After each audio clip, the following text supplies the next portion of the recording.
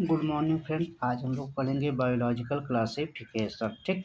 तो biological classification का मतलब होता है कि हमारे आसपास जितने भी लिविंग ऑर्गेनिज्म दिखाई देते हैं तो उनको उनके कैरेक्टर के बेसिस पर कैसे कैसे उनको अलग अलग ग्रुप या समूह में डिवाइड कर सकते हैं, उसी को हम बोलेंगे बायोलॉजिकल क्लासिफिकेशन। मतलब उसमें कुछ ऑर्गेनिज्म में कुछ सिमिलरिटी होगी, कुछ डिसिमिलरिटी होगी। तो सिमिलरिटी और डिसिमिलरिटी के बेसिस पर हम कैटेगराइज करना सीखेंगे। जैसे मान लो हम बात करते हैं जब ह्यूमन का सिविलाइजेशन नहीं हुआ था, मतलब ह्यूमन जंगलों में रह रहा था, तो उस टाइम क्या था कि जो जितनी भी चीज़ें थी उनको क्लासिफाई करने के लिए ह्यूमन मतलब चीज़ों को क्लासिफाई किस बेसिस पर करता था, तो वो अपने यूजेज के बेसिस पर करता था कि उनका मतलब जितने भी उनके आसपास की चीज़ें हैं तो उनका यूज क्या है उसके लिए। जैसे कि कुछ प्लांट या एनिमल थे जिससे कि उनको फूड मिलता था तो उनको फूड वाले कैटेगरी में रख देता था। कुछ थे जिससे उनको मतलब क्लोथ मिलते थे तो उनको क्लोथ वाले में। कुछ से घर बनाता था कुछ पेड़ पौधों से तो उनको शेल्टर या आवास वाले में रख लेता था।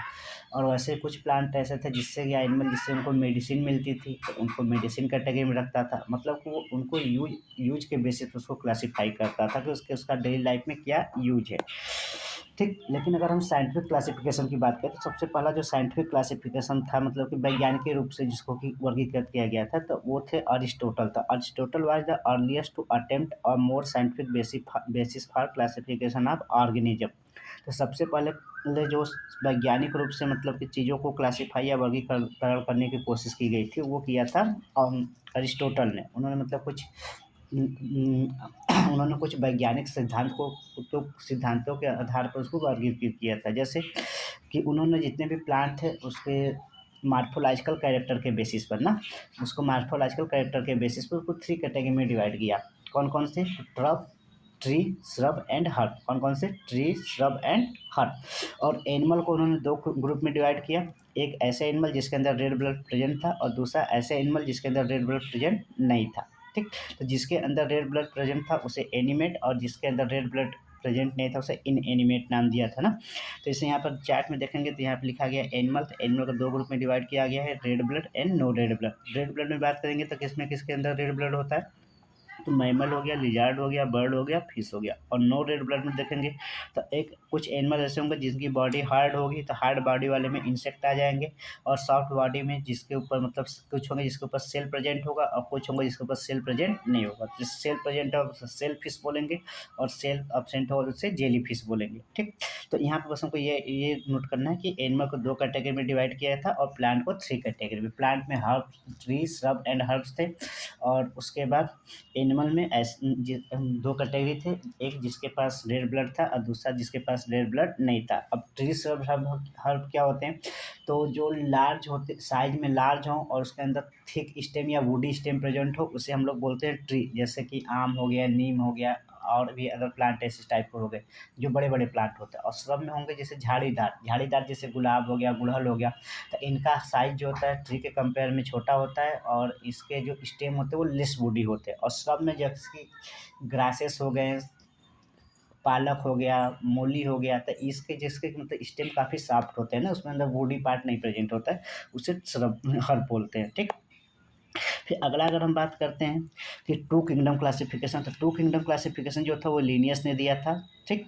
ईयर इंपॉर्टेंट नहीं है लेकिन याद करना तो याद रख लेना 1758 में। ठीक। तो this system classification organism into classify organism into two kingdom Plantae and Animalia था। इस सिस्टम में क्या किया था, जितने भी एनिमल थे या ऑर्गेनिज्म थे उनको दो टू किंगडम में डिवाइड किया गया था, प्लांटी एंड एनिमेलिया। ठीक। तो kingdom Plantae and kingdom Animalia. तो टू किंगडम क्लासिफिकेशन किसने दिया था? कैरोलस नीलियस ने ना, या लीनियस ने। ठीक। और हम drawback of two kingdom classification की बात करें कि इनके क्लासिफिकेशन में कुछ ड्रॉबैक था। तो पहला जैसे कि इन्होंने जो प्रोकैरियोटिक में कौन आते हैं? बैक्टीरिया एंड साइनोबैक्टीरिया, दोनों प्रोकैरियोटिक के मेंबर हैं। उसका जितने भी यूकैरियोटिक होते हैं ना, फंजाई हो गया, प्लांट हो गया। ठीक। तो फंजाई यूकैरियोटिक में से fungus, mosses, fern, gymnosperm and angiosperm. तो were include under plant based on presence of cell wall but they are widely different in other feature. तो जैसे देखो टू किंगडम क्लासिफिकेशन था, तो टू किंगडम क्लासिफिकेशन का जो मेन क्राइटेरिया था कि जितने भी ऑर्गेनिज्म थे उनको टू कैटेगरी में डिवाइड करने की जो मेन क्राइटेरिया था वो था कि इसके पास सेल वॉल प्रेजेंट है कि नहीं है। तो जिनके पास सेल वॉल प्रेजेंट था उनको प्लांटी में रख दिया और जिसके पास सेल वॉल एब्सेंट था उसे एनिमलिया में रख दिया था। ठीक।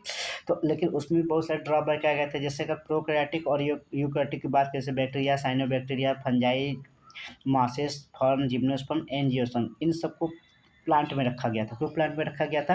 क्योंकि इसके पास, इन सभी के पास सेल वॉल प्रेजेंट है, ठीक। लेकिन इनके अदर कैरेक्टर के बारे में जब बात करेंगे कि इनका मतलब न्यूक्लियस है कि नहीं है, अदर सेल आर्गन है कि नहीं, सेल वॉल किसका बना है, तो ये सब जब क्राइटेरिया को देखा जाएगा तो ये सब काफ़ी एक दूसरे से डिफर करेंगे। लेकिन इन्होंने बस एक ही क्राइटेरिया बनाया था, सेल वॉल है कि नहीं है। सेल वॉल होगा, किसका बना है, कैसे बना, उससे हमको कोई लेना देना नहीं है। अगर सेल वॉल है तो मतलब उसको प्लांटी में रख दिए थे, और उसका अगर सेल वॉल नहीं है तो उनको एनिमेलिया में रख दिए थे, ठीक। उसके बाद दूसरा इन्होंने ड्रग ब्रेक क्या था, तो it include unicellular and multi cellular organism in same group. तो उन्होंने क्या किया था, जितने भी यूनिसेलुलर ऑर्गेनिज्म थे और मल्टी सेलुलर ऑर्गेनिज्म थे, उन सबको सेम ग्रुप में रख दिया था। जैसे क्लेमाइडोमोनास हो गया, स्पाइरोगाइडा हो गया, ठीक। तो इन सबको किसके अंदर रख दिया था, प्लांटी के अंदर। जबकि जो तुम्हारा क्लेमाइडोमोनास है वो यूनिसेलुलर है, और जो तुम्हारा स्पाइरोगाइडा है वो एक मल्टी सेलुलर है ना। स्पाइरोगाइडा को हम और एक और नाम देते हैं, पॉन्ड सिल्क बोलते हैं ना, तालाब का रेशम बोलते हैं, ठीक। तो इन सब के अंदर क्या होता है, ये सब यूनिसेलुलर मल्टीसेलुलर दोनों को एक ही साथ रख दिए थे। और अगला था कि it did not differentiate between the heterotrophic fungi and autotrophic green algae, ठीक। तो इन्होंने, इनका एक और ड्रॉबैक था कि इन्होंने ऑटोट्रॉपिक और हेट्रोट्रॉपिक ऑर्गेनिज्म को दोनों को एक साथ रख दिया था ना। जैसे फंगस है, तो फंगस के अंदर क्या होता है, काइटिन का बना हुआ सेल वाल होता है, और ग्रीन प्लांट के अंदर सेलुलोज का सेल वाल होता है। लेकिन जो फंगस है वो हेट्रोट्रॉफिक है, वो अपना फूड खुद से प्रिपेयर नहीं कर सकता, और जो एल्गी है वो ऑटोट्रॉफिक है, वो अपना खुद से प्रिपेयर कर सकता है। लेकिन दोनों के अंदर क्योंकि सेल वाल प्रेजेंट है, इसलिए दोनों को उन्होंने एक साथ रख दिया था। बस सेल वाल इन सब में क्या था, सेम था, बाकी कैरेक्टर एक दूसरे से डिफरेंट थे, ठीक। उसके बाद अगला अगला जो नंबर है वो आया 5 किंगडम क्लासिफिकेशन ना। 3 किंगडम और 4 किंगडम क्लासिफिकेशन है, लेकिन वो हम लोग के सिलेबस में पार्ट में नहीं है ना। तो हम लोग को सिर्फ 2 के बाद सीधे सीधे कौन सा क्लासिफिकेशन की बात करनी है, 5 किंगडम क्लासिफिकेशन।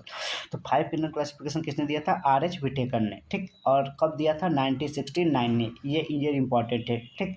ये अलग अलग एग्जाम में पूछा जाता है कि आर.एच. मतलब 5 किंगडम क्लासिफिकेशन किसने दिया था, आर.एच. व्हिटेकर ने दिया था, और ईयर भी इंपॉर्टेंट है, 1969 में। तो it include मोनरा, protista, fungi, Plantae and animalia, ठीक। तो इन्होंने क्या किया था कि इन्होंने 5 किंगडम क्लासिफिकेशन को 5 किंगडम क्लासिफिकेशन में तुम्हारा कौन आएगा, तो पहला मोनरा किंगडम होगा, दूसरा protista, fungi, Plantae and animalia. मतलब जितनी भी ऑर्गेनिज्म थे उनको 5 किंगडम में डिवाइड कर दिया, मोनरा, protista, fungi, Plantae and animalia. जिसमें कि मोनरा तुम्हारा कैसा होगा, यूकैरियोटिक वाला मेंबर होगा, और बाकी जो 4 बच गए वो सॉरी, मोनरा जो होगा वो प्रोकैरियोटिक वाला होगा, और बाकी जो 4 बच गए वो यूकैरियोटिक वाले होंगे। मोनरा है प्रोकैरियोटिक, और प्रोटिस्टा, फंजाई, प्लांटी, एनिमेलिया है यूकैरियोटिक। इसको ध्यान देना। तो this classification is based on cell structure, thallus organisation, mode of nutrition, reproduction and phylogenetic relationship. तो इस क्लासिफिकेशन का जो क्राइटेरिया था कि किसके ऊपर बेस्ड है, तो पहला कि सेल का स्ट्रक्चर कैसा है, प्रोकैरियोटिक सेल है कि यूकैरियोटिक सेल है, थाइलस ऑर्गेनाइजेशन है कि नहीं है, मतलब उसके अंदर जो बॉडी है मल्टी सेलुलर है, तो उसके अंदर रूट, लिप, स्टेम ये सब अगर डिफ्रेंशिएटेड नहीं होगा तो उसे थाइलस ऑर्गेनाइजेशन बोलते हैं, ठीक। मोड ऑफ न्यूट्रिशन कैसा है, ऑटोट्रॉफिक है कि हेट्रोट्रॉफिक है, ऑटोट्रॉफिक में भी कीमो ऑटोट्रॉफिक है कि फोटो ऑटोट्रॉफिक है, ठीक। और हेट्रोट्रॉफिक में भी पैरासिटिक है कि होलोजोइक है। ऐसे बहुत सारे मोड ऑफ न्यूट्रिशन हो, तो आगे चलकर हम देखेंगे, ठीक।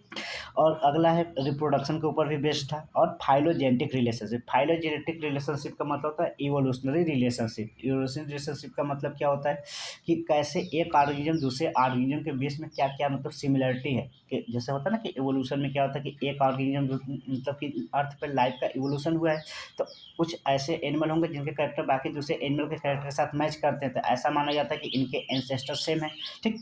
तो उसी को बोलते हैं फाइलोजेनेटिक रिलेशनशिप, उनके अंदर सिमिलर उनकी उनकी कौन किसके एंसेस्टर है, ठीक। तो उस बेसिस पर फिर उन्होंने क्या किया था कि उसको भी मतलब क्राइटेरिया बनाया था 5 किंगडम क्लासिफिकेशन का ना, तो उसी को बोलते हैं फाइलोजेनेटिक रिलेशनशिप।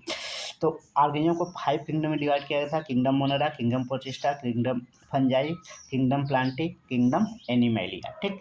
नेक्स्ट अगर हम बात करते हैं, अगर जो हमको एनसीईआरटी में चार्ट दिया गया है ना कि पहला कैरेक्टर के बेसिस पर मतलब कि पहला कैरेक्टर उन्होंने सेल वाल लिया था, तो मोनेरा के अंदर कौन सा क्या होता है, मोनेरा जो होती है प्रोकैरियोटिक सेल होती है, प्रोटिस्टा, फंजाई, प्लांटी, एनिमेलिया, इन चारों में कौन से होते हैं, यूकैरियोटिक सेल से बने होते हैं। और सेल वाल की बात करेंगे तो मोनेरा के अंदर सेल वाल तो प्रेजेंट होगा, लेकिन वो सेलुलोज का नहीं बना होगा, वो पॉलीसेकेराइड और अमीनो एसिड का बना होता है, ठीक। तो नॉन सेलुलोजिक होता है और पॉलीसेकेराइड और अमीनो एसिड का बना होता है। अगर हम बात करते हैं प्रोटिस्टा के सेल वाल की। तो प्रोटिस्टा का जो सेल वाल होता है, ठीक, प्रोटिस्टा के अंदर सेल वाल प्रेजेंट होता है, लेकिन सब में नहीं होता, कुछ में होता है कुछ में नहीं, इसलिए प्रेजेंट इन सब। और अगला बात करते हैं फंजाई में। तो फंजाई में जो सेल वाल होती है, ठीक, तो वो प्रेजेंट होती है और काइटिन और पॉलीसेकेराइड की बनी होती है। तो फंजाई में के अंदर जो सेल वाल होती है किसकी बनी होती है, काइटिन एंड पॉलीसेकेराइड की। उससे अगर हम प्लांटिंग बात करते हैं, तो प्लांटिंग में जो सेल वाल होता है वो प्रेजेंट होता है और सेलुलोज का बना होता है, और एनिमेलिया में सेल वाल एब्सेंट होता है। ये चीज़ याद रखना कि एनिमेलिया में सेल वाल एब्सेंट होता है। अगर हम बात करते हैं कि न्यूक्लियर मेम्ब्रेन की ना, कि न्यूक्लियर मेम्ब्रेन किसके अंदर होता है किसके अंदर नहीं, तो देखो प्रोकैरियोटिक सेल के अंदर न्यूक्लियस एब्सेंट होता है, तो न्यूक्लियर मेम्ब्रेन प्रोकैरियोटिक सेल में एब्सेंट होगा। बाकी सब यूकैरियोटिक सेल है, तो यूकैरियोटिक सेल तो सब में न्यूक्लियस मेम्ब्रेन प्रेजेंट होगा ना। यूकैरियोटिक सेल में nucleus membrane bound nucleus present होता है, तो जितने भी यूकैरियोटिक सेल जिसके जिसके पास होंगे उसके अंदर न्यूक्लियस मेम्ब्रेन प्रेजेंट होगी। अगर बॉडी ऑर्गेनाइजेशन बात करते हैं, तो मोनरा के अंदर जो बॉडी ऑर्गेनाइजेशन तो सेलुलर होता है, मतलब वो यूनिसेलुलर होते हैं, ठीक। जबकि प्रोटिस्टा की बात करेंगे तो वो भी यूनिसेलुलर होते हैं।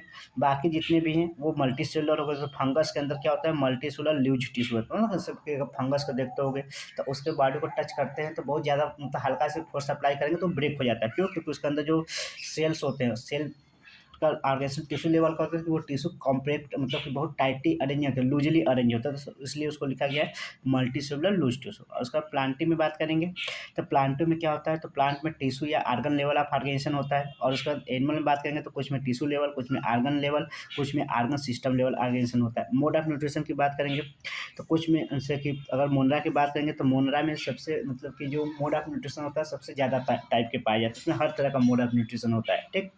तो इससे ऑटोट्रॉफिक भी होते हैं कुछ, और कुछ हेटेरोट्रॉफिक होते हैं। अगर ऑटोट्रॉफिक की बात करेंगे तो कुछ फोटोसिंथेटिक होंगे और कुछ कीमोसिंथेटिक हो। फोटोसिंथेसिस मतलब जो सनलाइट की एनर्जी से फूड बना ले, और उसका कीमोसिंथेटिक मतलब जैसे नाइट्रेट नाइट्राइट्स, इन सब के इनको ऑक्सीडाइज करके क्या करे, उससे एनर्जी बना ले, तो उसे हम क्या बोलेंगे, कीमोसिंथेटिक। और हेटेरोट्रॉफिक में क्या होगा, तो हेटेरोट्रॉफिक में कुछ सैप्रोफाइट्स होंगे, कुछ पैरासाइट्स। सैप्रोफाइट्स मतलब जो कि डेड, सैप्रोफाइट्स का मतलब जो डेड एंड डी के पार्ट पे क्या करते हैं, ग्रोथ करते हैं, उनको सैप्रोफाइट्स बोलते हैं।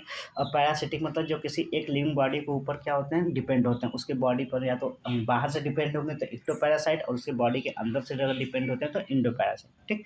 और प्रोटिस्टा में बात करते हैं तो प्रोटिस्टा में जो मोड ऑफ न्यूट्रिशन होता है वो कैसा होता है, तो उसमें कुछ में ऑटोट्रॉफिक होता है, लेकिन मोस्ट ऑफ द में हेटेरोट्रॉफिक होता है। तो प्रोटिस्टा के अंदर ऑटोट्रॉफिक में फोटोसिंथेटिक वाला होगा और हेटेरोट्रॉफिक होगा, ठीक। उसके बाद अगर बात करते हैं फंजाई में, तो फंजाई में तो हेटेरोट्रॉफिक होगा, और हेटेरोट्रॉफिक भी कौन सा होगा, सेप्रोफिटिक या पैरासिटिक। और प्लांटिंग में ऑटोट्रॉफिक होता है, फोटोसिंथेसिस करते हैं प्लांट, सबको पता है। और एनिमेलिया में अगर आएंगे तो एनिमेलिया में जो मोड ऑफ न्यूट्रिशन होगा वो हेटेरोट्रॉफिक होगा, और उसमें भी या तो होलोजोइक होगा या फिर सेप्रोफिटिक होगा। होलोजोइक का मतलब क्या होता है कि जो फूड को सॉलिड फॉर्म में माउथ के अंदर ले, फिर उसको च्यूइंग करे, च्यूइंग करके जो निकल जाए, जैसे कि जितने भी मैमल्स होते हैं या अदर जो एनिमल होते हैं, ठीक। मोस्ट ऑफ द एनिमल में होलोजोइक मोड ऑफ न्यूट्रिशन लिया था, ऐसा ह्यूमन भी होलोजोइक ही होता है। और सैप्रोफिटिक मतलब जो डेड एंड डीके पर मैटर पर ग्रोथ करे, ठीक। तो एनिमेलिया में दो टाइप के, मतलब कि हेटेरोट्रॉफिक मोड ऑफ न्यूट्रिशन होगा। हेटेरोट्रॉफिक में क्या हो सकता है, या तो होलोजोइक या फिर सैप्रोफिटिक। पैरासिटिक भी कुछ में हो सकता है, ठीक। लेकिन हमको एनसीईआरटी पर ही रहना है ज़्यादा।